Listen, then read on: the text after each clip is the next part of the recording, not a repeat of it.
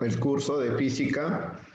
Primero vamos a revisar un marco teórico de análisis dimensional y vectorial. Bien. Y de ahí pasamos a la sección de problemas. A ver, en primer lugar, hay que tener en cuenta que la física es una ciencia exacta, comprobable, demostrable, que se encarga de estudiar todos los fenómenos que acontecen en la naturaleza, ¿de acuerdo? Obviamente fenómenos físicos. Y para el estudio de estos fenómenos físicos, entonces la física necesita definir lo que es magnitud física. Ya, magnitud física. Hoy en día la magnitud física, les hago una salvedad, se le llama cantidad física, ¿de acuerdo? Entonces, ¿qué tenemos nosotros por magnitud física? Magnitud física es todo aquello que tú puedes medir. Todo aquello que sea susceptible a una medición va a ser magnitud física. Podemos medir el tiempo, podemos medir el área de un cuerpo, de repente el volumen, la masa, el peso, podemos calcular el trabajo, de repente la potencia de una máquina, de repente el caudal que pasa por el río Piura. O sea, todo lo que tú puedas medir se va a llamar magnitud física. ¿Qué no puedes medir? Un ejemplo de algo que no puedas medir: la alegría de una persona, la tristeza, el amor que puedas sentir por tus padres, de repente la cólera que te hace dar el tigrillo o la tigría, ¿sí? Entonces, lo que son sentimientos no son medibles. Entonces, si no es medible, entonces ya no es magnitud física, ¿de acuerdo? Entonces, la magnitud física involucra lo que es el proceso de medición. Y cuando tú vas a hacer una medición, siempre vas a comparar un atributo común entre dos objetos distintos. Bien, obviamente que al medir uno de esos dos objetos va a ser siempre la unidad patrón. Por ejemplo, si yo quiero medir, vamos a decir, el largo de la pantalla de repente de tu celular, quieres medir el largo de la pantalla de tu celular, o de repente de la pantalla de tu laptop, entonces tú quieres medir la longitud, pero para medir la longitud tienes que tener un instrumento que te permita medirlo.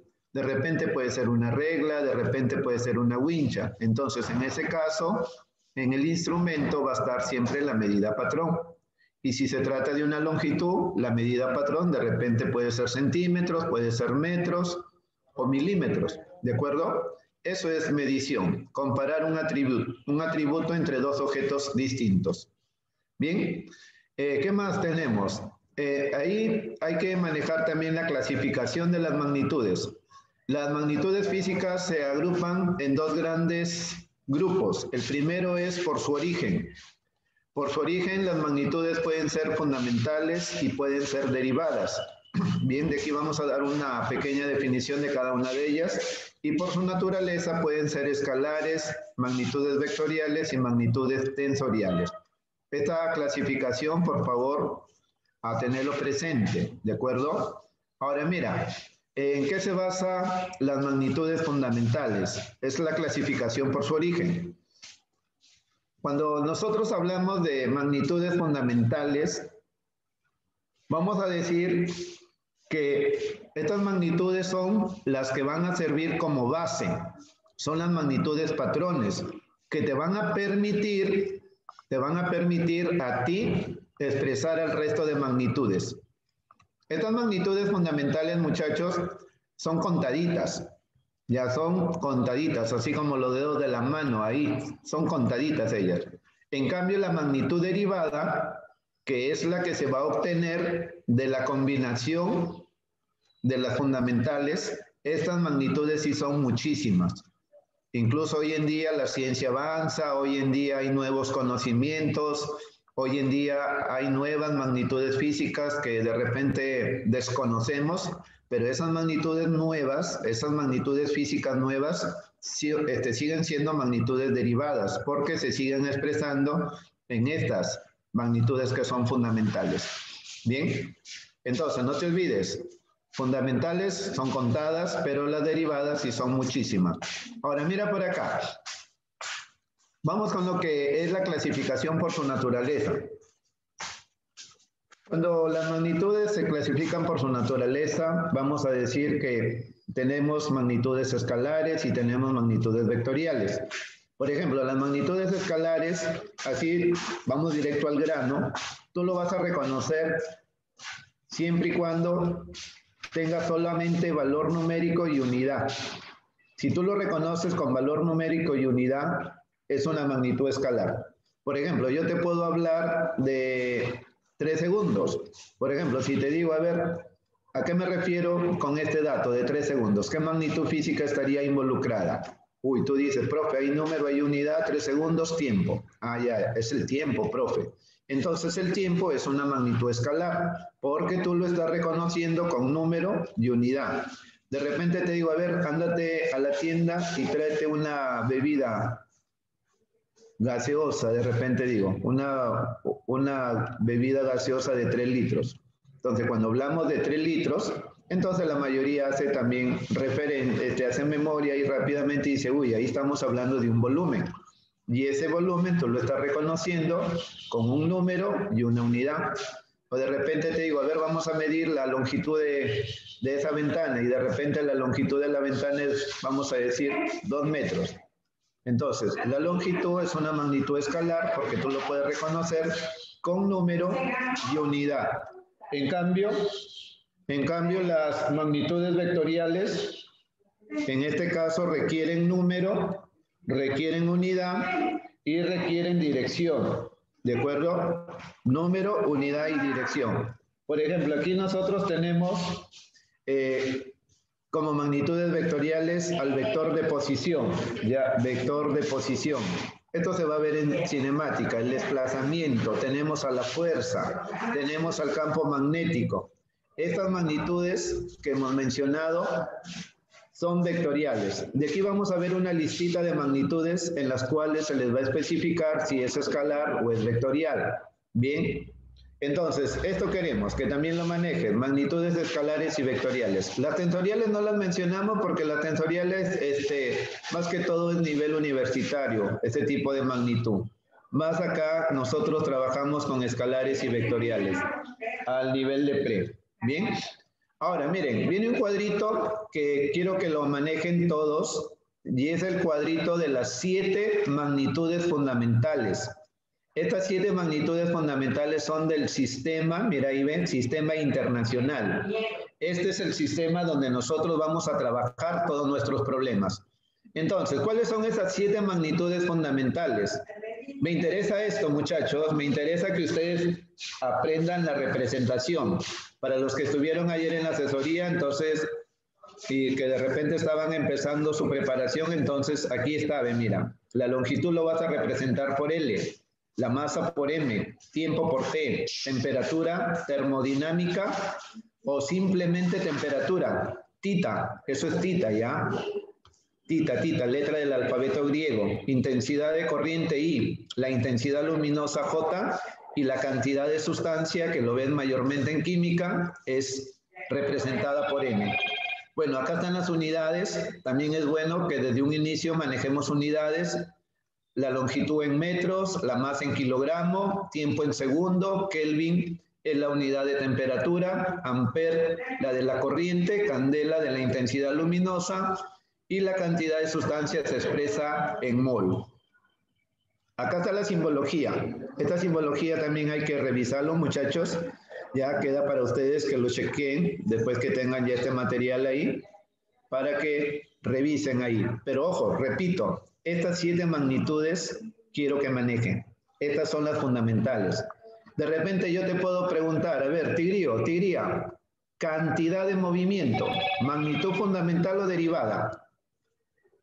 Ah, entonces tú dices, profe, no está en este cuadro la cantidad de movimiento, no aparece en este cuadro. Ah, si no está en este cuadro, magnitud derivada. De repente te digo, la intensidad luminosa, magnitud fundamental o derivada. Ah, como la intensidad luminosa aparece en el cuadrito de las fundamentales, obviamente es magnitud fundamental. ¿De acuerdo? Entonces, este va a ser la clave. Apréndete este cuadro de las fundamentales y el resto son derivadas. Es bueno que también ahí revisen en el módulo, aparte de este sistema internacional, hay dos sistemas más. Está el sistema absoluto, el cual considera a la longitud, a la masa y al tiempo. Los considera como magnitudes fundamentales. Solamente considera tres. También tienes al sistema técnico. El sistema técnico considera a la longitud, al tiempo. Y aquí en lugar de masa coloca la fuerza como magnitudes fundamentales. Hay que chequear esos cuadritos en el material, en el PDF que te da la academia. ¿De acuerdo? De aquí yo te comparto este material ahí. Este es mi PDF mío, resumen de todo lo que tienes en el módulo. Ahora mira por acá. Vamos avanzando con lo que es ya el análisis dimensional.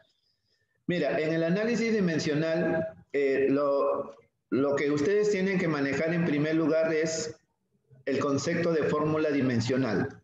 ¿Qué es una fórmula dimensional? Una fórmula dimensional va a ser una magnitud derivada que se va a expresar en función de las magnitudes fundamentales. Por ejemplo, aquí la magnitud derivada es X y acá están las magnitudes fundamentales. Por ejemplo, aquí esta magnitud derivada A es un área y el área como magnitud derivada se expresa en función a la longitud solamente y es una longitud al cuadrado. Entonces, aquí está la magnitud derivada expresada en función a una magnitud fundamental. Acá yo tengo la magnitud derivada velocidad. Esta es una velocidad. ¿Por qué? Porque se está expresando en función a longitud y tiempo. Y la velocidad dimensionalmente es longitud, tiempo a la menos 1. Bien, por acá hay una magnitud derivada que se expresa en función a longitud y a masa. Es una magnitud derivada. De repente tú puedes tener una magnitud derivada que se expresa en función a longitud, masa y tiempo. De repente tengo una magnitud derivada que se expresa en función a la temperatura, a la intensidad de corriente y a la intensidad luminosa. O de repente una magnitud que abarque todas. Bien, entonces eso es lo que yo quiero que tengas en cuenta. Fórmula dimensional es la magnitud derivada expresada en función de las magnitudes fundamentales. Otro concepto, muchachos, es la cantidad dimensional. ¿Qué es una cantidad dimensional? Mira, una cantidad dimensional no viene a ser más que un número. Ya, es un número y en este caso el número carece de dimensiones. Así que cuando te pregunten cuánto vale la ecuación dimensional de un número, de una cantidad dimensional, ustedes van a responder siempre 1. ¿Se acuerdan que ayer, para los que estuvieron en clase, yo te preguntaba, a ver, ¿cuánto vale la ecuación dimensional de 2? Si estaba como coeficiente 1, profe. Y si estaba como exponente, conservaba su valor. Entonces, este principio va para todos. Si es un número y te dicen su ecuación dimensional, de arranque 1, a ojo cerrado es 1. Bien, miren, cuestión de simbología, siempre la ecuación dimensional de una magnitud se va a representar en corchetes, ¿ya? Esto es simbología. Es bueno que también lo manejen porque a veces cuando uno desarrolla los problemas se olvida de la simbología, pero a veces cuando uno ya está en la universidad y de repente estudia una carrera de ciencias, ahí es donde te exigen pues que hagas la representación correcta de su escritura. Ahora, muchachos, miren, otro concepto, la ecuación dimensional. La ecuación dimensional no viene a ser más que puede ser una fórmula física que puede estar constituida de 2, 3 o varios términos. O de repente puede ser una fórmula así, ¿ves? De esta manera, como la que tenemos ahí, donde se mueve el puntero. Una fórmula que tiene 2 términos, ¿de acuerdo? Tiene 2 términos. Y en esa fórmula física, muchachos, siempre ustedes van a encontrar números, van a encontrar funciones trigonométricas, puede que encuentren funciones trigonométricas, de repente pueden encontrar funciones logarítmicas, van a encontrar letras, vas a encontrar operaciones, pueden ser de diferencia, suma, entre los términos. Entonces, toda esa estructura o toda esa expresión que te puedan dar en un determinado problema, en una determinada situación, tú le llamas ecuación dimensional o también le puedes llamar fórmula física, ¿de acuerdo?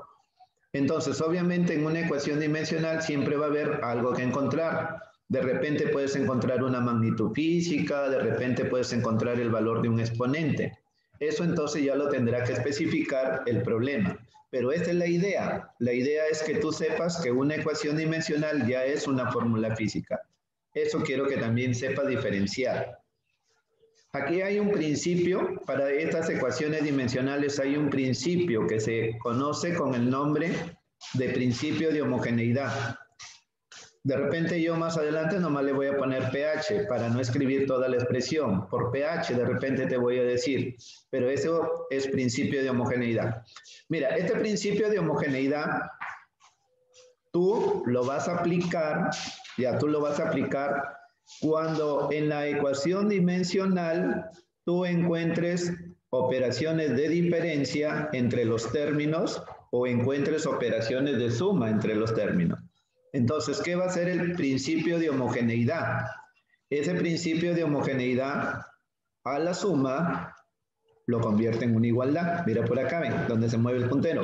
A la suma lo convierte en una igualdad. A la diferencia también lo va a convertir en una igualdad. ¿Ven? Eso es lo que va a hacer el principio de homogeneidad. Entonces, lo que hace es homogenizar todos los términos. Lo que va a hacer es que todos los términos tengan las mismas dimensiones. ¿Bien? Ahí está entonces ese principio que también aplicábamos ayer. Ahora, muchachos, aquí están las reglas del análisis dimensional. La primera regla dice que cuando tú en una ecuación dimensional, fíjate ahí, ¿ves? Donde se mueve el punterito, esta es una ecuación dimensional. Si hay números como 3, como pi, ¿ya? Como esta función trigonométrica tangente de beta, o como esta función logarítmica de x, estas cantidades que yo te he ido mencionando, aquí en la fórmula aparecen como coeficientes, coeficientes. La propiedad dice que esas cantidades se van a sustituir por 1. Fíjate ahí, ¿ves? Se van a sustituir por 1. Pero si yo tengo funciones trigonométricas, valores numéricos, aquí, bueno, yo tengo coseno de alfa, por acá tengo el valor numérico 2. Estas cantidades aquí en la fórmula están como exponentes. Si ellas están como exponentes, dice la teoría, tienen que conservar su valor. Ya tienen que conservar su valor. Ahí está, entonces aquí ya el coseno de alfa va a ser diferente de 1 y el exponente 2 va a conservar su valor. Esta propiedad también lo aplicábamos ayer. Aquí está entonces el marco teórico para esa propiedad. Y también, creo que fue el último problema que vimos ayer, hay una propiedad que te lo mencioné ayer verbalmente, aquí ya lo vas a tener en escrito. Decía que si en una fórmula física, ya dice, en física existen fórmulas donde algunas cantidades físicas aparecen en los exponentes. Fíjate acá, esta es una ecuación dimensional, ¿correcto? O puede ser una fórmula física ahí. Entonces, aquí la magnitud de, yo no sé quién será esa magnitud de, pero es una magnitud porque es una letra, obviamente va a representar a una cantidad física. Esa magnitud de, como exponente, su exponente está formado por 3 letras. Obviamente cada una de estas letras va a ser una magnitud física, por ley, ¿sí? Tiene que ser una magnitud física o de repente una de ellas. Pero basta, miren jóvenes, basta que en este exponente aparezca como dato una magnitud física, entonces tú vas a tomar todo el exponente y ese exponente entonces lo tienes que igualar ¿a cuánto? A 1. Ese exponente lo tienes que igualar a 1. Eso es lo que hay que tener entonces ahí en cuenta. Si en una magnitud física aparece, si en un exponente, disculpa, en un exponente aparece una magnitud física, todo el exponente lo igualo a 1. Bien, esta es la teoría de análisis dimensional. Lo que viene por acá ya es un cuadrito. A ver, aquí nomás te voy a mencionar cositas así básicas, importantes, para pasar a ver vectores y empezar a trabajar ya, mira. Yo quiero que aprendas más que todo esto. Mira, esto va a ser el compromiso para los nuevos. El que ya tiene experiencia, bueno, ya sabe que aquí va a estar la base para cada magnitud. Por ejemplo, yo quiero que sepas que un área, su fórmula física es producto de dos longitudes, largo y ancho. Si el largo es una longitud, es L, y el ancho es una longitud, es otro L. L por L, ¿qué me va a dar? L cuadrado. Entonces, la ecuación dimensional del área es una longitud al cuadrado. Como la fórmula dimensional es longitud al cuadrado, entonces la unidad sale de aquí, ven nomás. Si L es longitud, la unidad es metro. Y como está al cuadrado, entonces la unidad del área es metro cuadrado. Un volumen que es una magnitud escalar, esta abreviatura es magnitud escalar, es el producto de tres longitudes. Así que la ecuación dimensional es longitud al cubo. Y la unidad es metro al cubo. ¿De acuerdo? Mira, la velocidad. La velocidad es una magnitud vectorial. Y quiero que mires acá la 5, la velocidad angular, que también es una magnitud vectorial. Escucha lo que te voy a decir. De estas dos velocidades, hay una a la que tú le puedes cambiar o le puedes extender el nombre, le puedes extender su nombre, velocidad y algo más, pero hay una que no le puedes cambiar para nada el nombre que ya tiene establecido. Y esa velocidad única, que no le puedes cambiar su nombre y apellido, bueno, yo siempre lo digo así, su nombre y apellido, su nombre sería velocidad, su apellido angular. Esta velocidad angular es única. Esta velocidad angular, para que tú le puedas anotar esta ecuación dimensional t a la menos 1, en los problemas tienes que encontrarlo así, con ese nombre y ese apellido. Pero a esta velocidad, tigría, sí le puedes encontrar con diferente apellido. De repente puede ser velocidad media, velocidad promedio, velocidad instantánea, velocidad límite, velocidad tope, etcétera. ¿Ya? Mientras no sea velocidad angular, puede tener cualquier apellido esta velocidad. Y esa velocidad es la que trabajábamos ayer.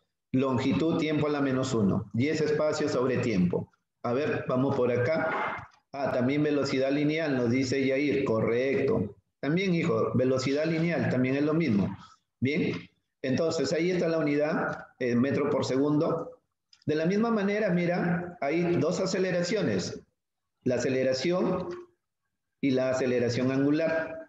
¿Quién es la exquisita? Esta no permite que le cambies para nada su nombre y apellido. Bueno, yo lo digo siempre así, pues para que se acuerden ustedes, ¿sí? La aceleración angular es t a la menos 2. Pero la otra aceleración sí puede ser aceleración media, aceleración de la gravedad, aceleración instantánea, etcétera, ¿sí? Y esa aceleración se obtiene dividiendo la velocidad entre el tiempo. Esta velocidad, si lo divides entre el tiempo, te va a dar longitud tiempo a la menos 2. Ahí está su unidad. Bien. Ahora, hay magnitudes físicas que pueden tener diferente naturaleza. Por ejemplo, mira, la velocidad angular es una magnitud vectorial y la frecuencia es una magnitud escalar. Son dos magnitudes físicas de diferente naturaleza, pero que tienen la misma ecuación dimensional. Cuidado, te vayan a preguntar teoría y te digan, ¿pueden existir dos magnitudes físicas diferentes que tengan la misma ecuación dimensional? Sí. Un ejemplo, velocidad angular y frecuencia. Por acá está el periodo. Bueno, la palabra periodo la mayoría lo relaciona con tiempo y efectivamente su ecuación dimensional es de tiempo. Después tenemos la fuerza, el peso y el empuje hidrostático.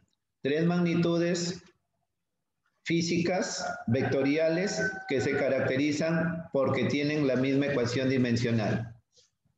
¿De dónde voy a recordar esta ecuación dimensional? Te pido que lo recuerdes a partir de la fuerza. La fuerza es producto de la masa por la aceleración. La masa es esta M mayúscula y la aceleración, en este caso, ¿cuál de ellas será? ¿Esta, la número 4 o será la número 7? Aquí te das cuenta, ¿sí o no? Va a ser la 4. Porque si fuera la 7, aquí entonces debería ser aceleración angular, ¿o no? Hago esa salvedad para hacerte recordar. Entonces ahí está la ecuación dimensional para fuerza, peso y empuje. Incluso ayer vimos un problemita donde te dije cuidado te vayan a preguntar el nombre de la magnitud. Y justo te hice mención a esta magnitud, a fuerza. Y te pregunté, ¿a quién más representa? Y me respondieron, por ahí dos señoritas, si bien recuerdo, me respondieron, una señorita me respondió, disculpen, peso y empuje. Listo. La densidad es masa sobre volumen, ahí está su ecuación dimensional, L a la menos 3m, peso específico, peso sobre volumen, está la presión es fuerza sobre área, la fuerza ya lo tienes, el área también lo tienes, nomás reemplazas y obtienes esta ecuación. Bien, por favor revisen las unidades, ya las unidades también son fundamentales, si no por factor tiempo yo nomás lo paso aquí. Mira, por acá hay 4 magnitudes físicas diferentes, trabajo, momento de fuerza, energía y calor. Todas ellas van a tener la misma ecuación dimensional. Recuérdalo a partir de trabajo. Trabajo es fuerza por distancia. La fuerza es mLt a la menos 2 y la distancia es L. Te va a dar esto, ¿de acuerdo? Y ahí revisen lo que es calor, caudal, volumen sobre tiempo, potencia, trabajo sobre tiempo. 2 magnitudes vectoriales que también tienen la misma ecuación dimensional son el impulso y la cantidad de movimiento. La dilatación lineal, si me hablan de dilatación lineal, es un incremento de una dimensión. Entonces, en este caso, la longitud. Su ecuación dimensional va a ser L, nada más. La capacidad calorífica es calor sobre temperatura. Reemplaza esta ecuación de calor y divídelo entre la temperatura que es tita. Te va a quedar esto. Y así entonces tienen esas otras magnitudes. Por favor, los nuevos, revisen este cuadro. Ya, este va a ser la base para dimensional. Y ahora sí, entonces, mira, para avanzar, vamos a dar la teoría de análisis vectorial. Cuando nosotros hablamos del análisis vectorial, vamos a decir entonces que las magnitudes vectoriales se van a representar mediante los vectores. Y el vector es un ente matemático que para que quede bien definido necesita una magnitud y una dirección solamente, magnitud y dirección. Un vector es una flecha, muchachos. Una flechita es la representación de un vector. Entonces, ¿quién es la magnitud? La magnitud se le conoce también como módulo. Esa magnitud es el tamaño, el porte, la longitud que tiene el vector. Y se mide desde esta colita, ahí desde donde nace, hasta la puntita donde termina. Entonces, toda esa longitud es el módulo. Ese módulo, muchachos, siempre se va a representar con una letra, mayúscula o minúscula. Si esa letra tiene una flechita encima, ponle barritas para que sea módulo. Porque si, ojo, fuera solamente la letra y la flecha, esa letra y flecha arribita, tú lo lees vector A. Pero si le pones barritas, ya lo lees como módulo del vector A, ¿de acuerdo? Entonces, ese es un elemento del vector, el módulo magnitud. Y el otro elemento va a ser la dirección. En este caso, la dirección, jóvenes, viene a ser el ángulo que te va a formar el vector respecto de la horizontal. Este angulito siempre mídelo en sentido antihorario. ¿Ya? Así como el ángulo trigonométrico, hay que medirlo en sentido antihorario. Bien, esos son los dos elementos y con esos dos elementos dejas bien definido al vector. Bien, ahora, ¿qué más necesito? Mira, a ver, vamos a mencionar por aquí unos tipos de vectores. En el módulo tienes tú como 8, 9, creo, 10 tipos de vectores. Acá, los más usados. Tenemos, a ver, por aquí un comentario. Antihorario, obviamente, es positivo, Yair. Tienes que medirlo igual que el ángulo trigonométrico. Si es antihorario, positivo. Y si lo mides horario, tienes que ponerle el signo también, negativo. ¿Ya? Pero de preferencia es igual que el ángulo trigonométrico. A ver, vectores colineales. Vectores colineales, miren, jóvenes, son vectores que van a estar ubicados sobre una misma recta. Ahí hay una recta, ahí donde se mueve el cursor es una recta y ahí están ubicados 3 vectores. Como están en la misma recta, esos vectores son llamados colineales. Aquí un alcance, mira. El vector A y el vector C tienen el mismo sentido. Los dos van hacia la derecha. Esos dos vectores se llaman codirigidos. ¿De acuerdo? Vectores codirigidos. Bien, también le puedo dar ese nombre. Vectores concurrentes van a ser aquellos vectores que van a tener un punto de intersección o un punto por donde ellos van a concurrir o por donde ellos van a pasar. Y en este caso, para esta imagen, ahí donde está el puntero, ese vendría a ser el punto de concurrencia. ¿Qué vectores van a pasar por ahí? El vector A, el vector C y el vector B. Entonces, estos tres vectores van a ser llamados vectores concurrentes. Otro concepto que también se maneja bastante en los problemas es de los vectores iguales. ¿Cuándo hablamos de vectores iguales? Cuando los vectores tienen el mismo tamaño, tienen el mismo sentido y tienen la misma dirección. Mira, estos dos vectores, como están en posición horizontal hacia la derecha, la dirección vale 0. ¿De acuerdo? La dirección vale 0. A ver, por acá me pregunta su compañero si los vectores colineales se suman. Ya, les hago un alcance. Si los vectores son colineales o los vectores son paralelos, tú los puedes sumar de forma aritmética, así como tú estás acostumbrado a sumar. Por ejemplo, si este vector A va a la derecha y tiene tamaño 7, y este vector C va a la derecha y tiene tamaño 5, la suma de estos dos vectores sería 7 más 5, 12. Pero mira, si tuvieran sentidos contrarios, se restan, siempre y cuando, repito, sean colineales, ¿correcto? Colineales, porque si ya forman ángulo, hay otra forma de sumarlos. Bien, vectores iguales, repito acá, mismo sentido, misma dirección y mismo tamaño. Esta es la representación de los vectores iguales. Aquí ven, esta es la representación. ¿De acuerdo? Vectores opuestos. Aquí nomás prácticos también. Mismo tamaño, mismo módulo, pero sentidos contrarios. Aquí uno hacia arriba, el otro hacia abajo. ¿De acuerdo? Ahí está. Eso hay que manejar. Sí, si son paralelos, sí, le digo. Sí, siempre y cuando sean colineales o paralelos, se hace lo mismo. Sumarlos de manera aritmética. A ver, acá viene la forma de cómo sumar y restar vectores, pero cuando ya te forman ángulo. Ahí está el método gráfico, que es el paralelogramo, y el método analítico, que es la ley de cosenos. Mira, aquí tienes dos vectores. Ahí hay dos vectorcitos, vector A y vector B. Unidos por el origen.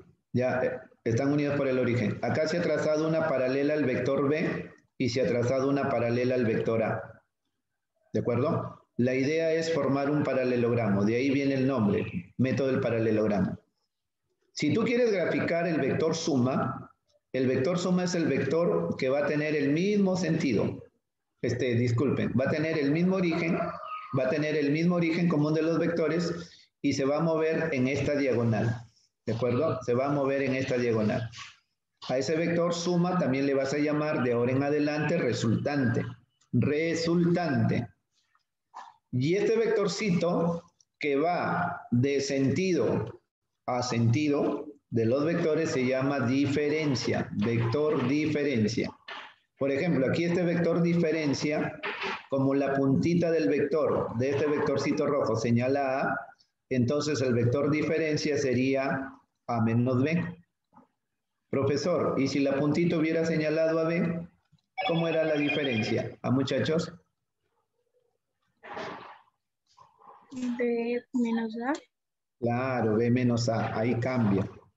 Ahora, muchachos, la ley de cosenos te va a permitir conocer el tamaño, el porte de esos dos vectores, vector suma o vector diferencia.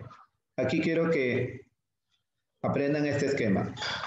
Raíz cuadrada, módulo del primer vector al cuadrado, más módulo del segundo vector al cuadrado, más, si es suma, es más, doble producto de los módulos por el coseno del ángulo que forman.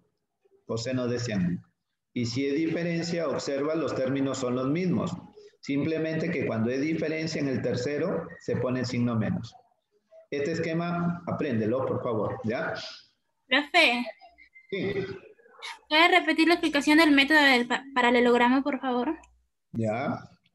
Son dos vectores, ya, son dos vectores, A y B, unidos por el origen. Se le traza una paralela a cada uno de los vectores para formar el paralelogramo, de ahí viene el nombre. El vector que tiene el mismo origen y que se mueve en esa diagonal, vector verdecito, sería el vector que representa a la suma de estos dos vectores y se le llama resultante. Y este vector rojo, que va de sentido a sentido o de puntita a puntita, es el vector diferencia. Entonces, aquí yo mencionaba, como el vector diferencia señala al vector A, entonces la diferencia va a ser A menos B. Si esta puntita hubiera estado acá, ¿ves? Señalando a B, la diferencia era B menos A. ¿De acuerdo? Sí, profe, gracias. Ya, listo. En esta ley de cosenos hay dos casitos que quiero que manejes. ¿Qué pasa si estos dos vectores te forman ángulo de 0 grados? Así ve, como acá en la imagen. Te forman ángulo de 0 grados. Claro, ahí están separados, pero imagínate que están superpuestos, formando ángulo de 0 grados. Y te piden sumarlos. Toma los módulos, los tamaños de los vectores y los sumas aritméticamente. A esa resultante se llama resultante máxima. Y si los vectores formaran 180 grados, así ve como se ve acá. A ver, déjame, a ver, voy a mover la barrita. Así ve como acá. Y te piden sumar estos dos vectores, nomás resta los módulos. Obviamente el mayor menos el menor módulo. Y a esa resultante se le llama resultante mínimo. Bien, a ver, vamos por acá. Sigamos avanzando, a ver.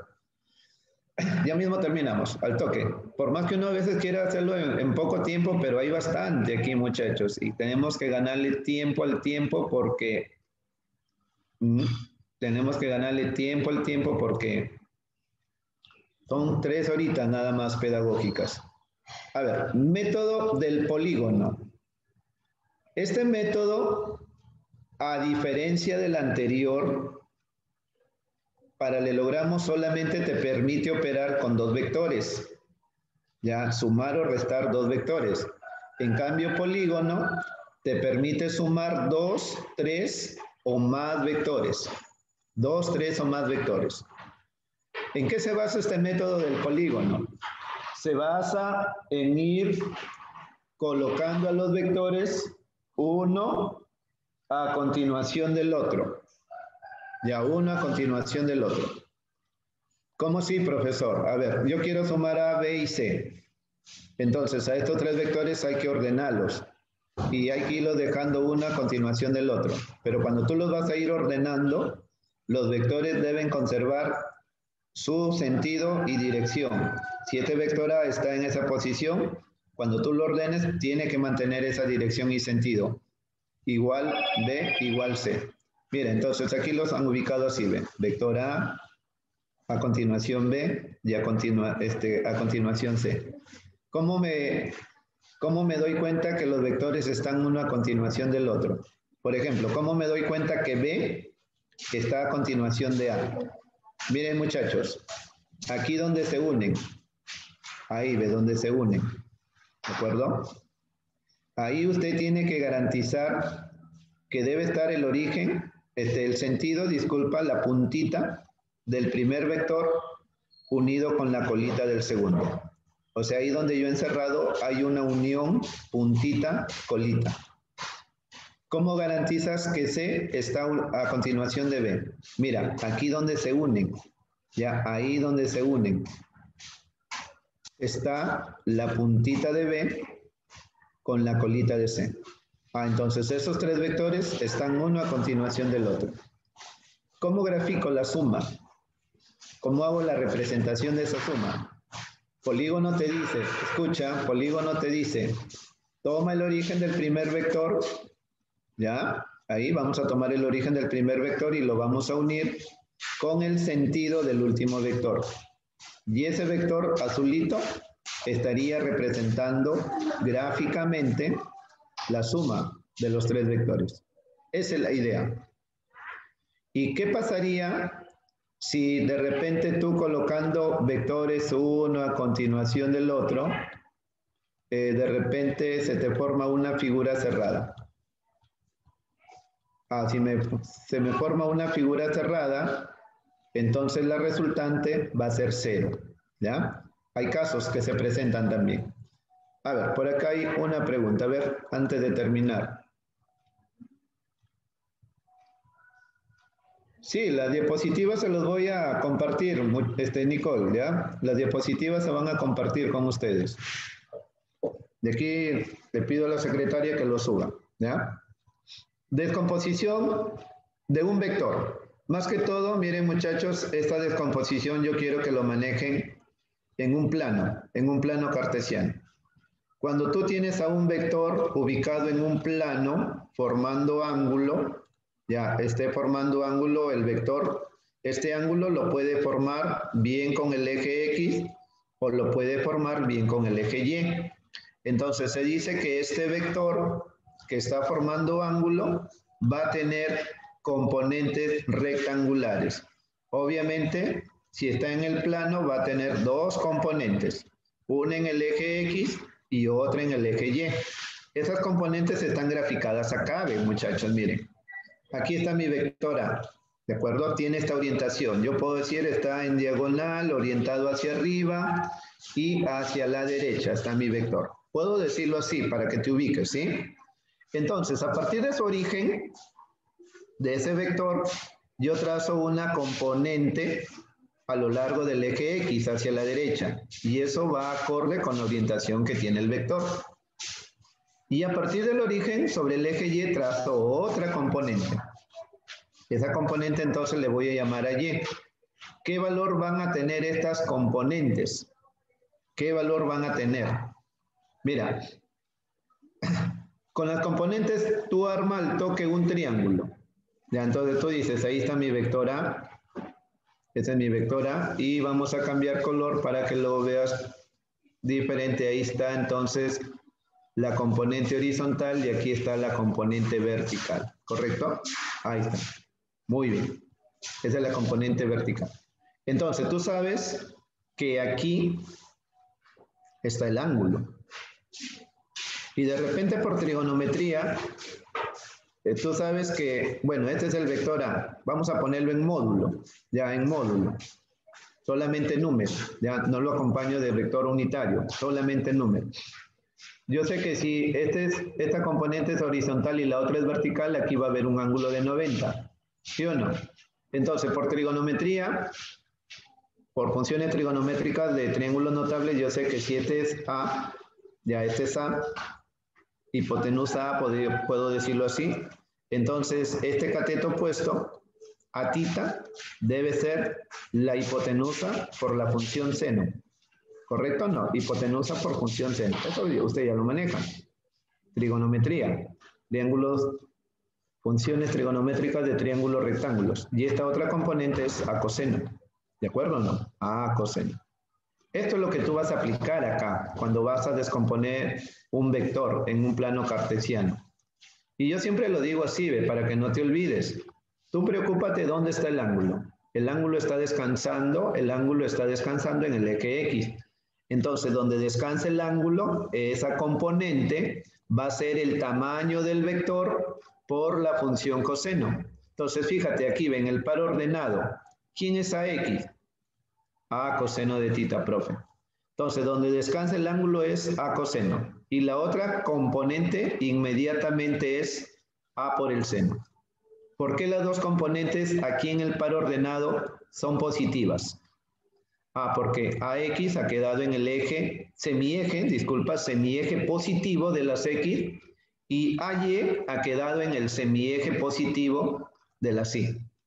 Profesor, ¿y qué pasa si yo tengo un vector que de repente lo estoy desdoblando? A ver, mira por acá, al toque para dejar bien claras las ideas. De repente tengo un vector que está acá, ¿ve, profe? En el tercer cuadrante. A ver, vamos a suponer que tenga ángulo por ahí, ángulo tita. Ya, ahí tengo un ángulo θ. ¿Cómo serían sus componentes, profe? A partir de su origen, va a haber una componente en el eje X y va a haber una componente en el eje Y, ¿o no? ¿Sí o no? Ya, ahí va a haber una componente en el eje Y. ¿Cómo serían estas dos componentes, muchachos? En cuanto a signo. ¿Positiva o negativa? Negativa. Negativa. Entonces, cuando a este vector tú lo escribas en componentes rectangulares, entonces aquí al momento de anotar sus componentes tienes que ponerle el signo negativo. ¿Quién sería esta componente? A ver, vamos a suponer que este vector sea el vector B. Sea el vector B. ¿Quién sería entonces esta componente vertical? Seno. ¿Seno o coseno? Coseno. Por el Coseno. B por el coseno. coseno. Claro, sería B por el coseno. Donde está el ángulo, ahí siempre de arranque, coseno. ¿Ya? Donde descansa el ángulo es coseno. Y la otra es seno. ¿Listo? Muy bien. Sigamos. Ya está claro, entonces. Aquí hay reglas que también vamos a ver de aquí en problemas y aquí ya terminamos. ¿Qué es un vector unitario? Un vector unitario es un vector cuyo módulo es la unidad. La unidad no tiene dimensiones ni unidades físicas. El vector unitario de un vector cualquiera, siempre va a ser colineal con el vector y del mismo sentido. Por ejemplo, yo aquí tengo un vector B. Su línea de acción o la recta que lo contiene respecto a la horizontal forma ángulo θ. Aquí yo tengo su vector unitario. El vector unitario lo vamos a representar con esta letra U de B, o vector unitario de este vector V. Ese vector unitario debe tener el mismo sentido que el vector, debe tener también la misma dirección, fíjate. El vector unitario también tiene la misma dirección θ y debes tener solamente tamaño 1. A mí me interesa que manejes esto, que el vector unitario es vector dividido sobre su módulo, ¿de acuerdo? Vector sobre su módulo. Listo. Y finalmente, esto para que recuerdes también vectores unitarios cartesianos. Los ejes coordenados tienen vectores unitarios. El vector unitario para el eje X es un vector Y. El vector unitario para el eje Y es un vector J y para Z es un vector K. Ya, ahí está, los vectores unitarios. 2 a 2, esos vectores unitarios siempre van a ser perpendiculares. Y con J forman 90 grados, J con K 90 y K con I 90. Y la característica de estos vectores unitarios, pues si son unitarios, su tamañito ¿cuánto es? 1, ¿de acuerdo?